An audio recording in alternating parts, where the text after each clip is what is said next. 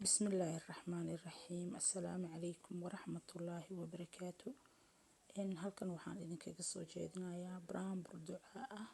Walaalayaal, subscribe-ka iyo thumbs-up-ka iyo comment-iga waa dhankiina. Gambaleelka taabso haddii barnaamij cusub soo galaan si aad ula socotiin. waa walaashin Safiya. Allahu akbar. Bismillaahi rahmaani rahiim.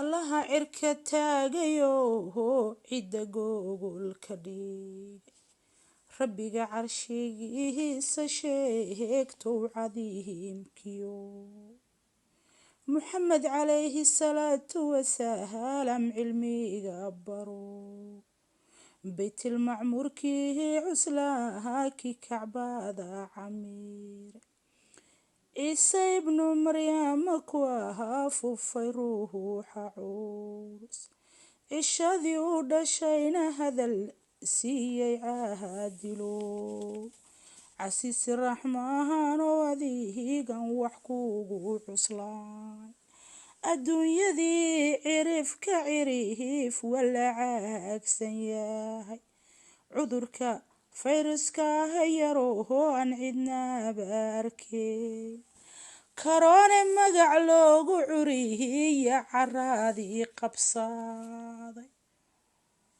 quwadda dowladihii sheegan jirahay quusanay dhehe, qofba qof yuu taaban hadalkii kusoo qatiim, qofkii quufacaba ka rooray qisaadii mare, adigan waxba ka qarsoonaynin qaadiro, qafuuru raxiin oo adiga qorshaha yaqaan, malikil malakuud oo adiga wax maamula, cilmiga adiga iska leh oo ciisadana muuda, cudur iyo caafimaad ban cid kula lahayn, calimul qaybkiyo raxmaankii ciisada lahaa, awoodaha kuwa culculus ban cid kula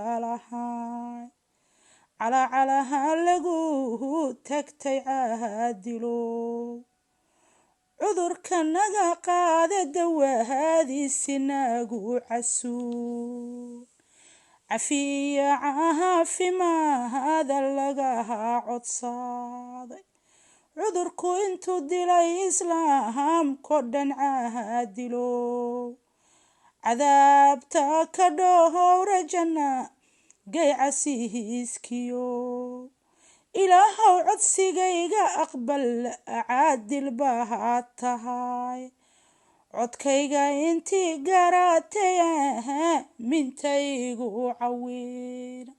ummadda Soomaaliyeed walaalahay oo dhan aamiin dhaha ducadaas aan isgaarsiino insha Allah.